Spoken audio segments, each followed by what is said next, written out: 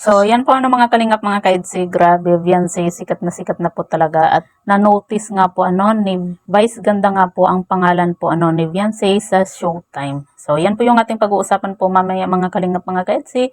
Pero bago po natin ipagpatuloy ang video ito sa mga bago pa lang po sa ating munting channel, huwag po natin kalimutang suportahan ang ama ng Kalingap, Kuya Val Santos Matubang at Kalingap Rob. At paunawa panoorin po muna ang full video bago mag-comment para malaman ang nilalaman nito.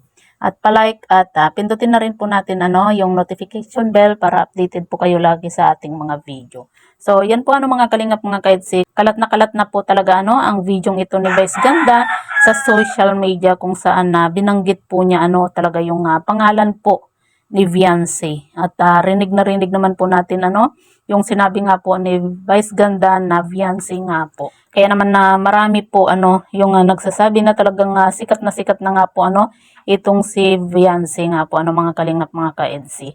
Sikat naman po talaga ang pangalan nga po ni Beyonce kahit nga po sa social media. Kita naman po natin 'di ba na talagang laging behind the scene din po ang magtambalang EDC sa mga K-boys 'di ba? Halos makikita po natin itong tambalang EDC na ito sa social media lalo na po sa mga reels, sa mga short video 'di ba?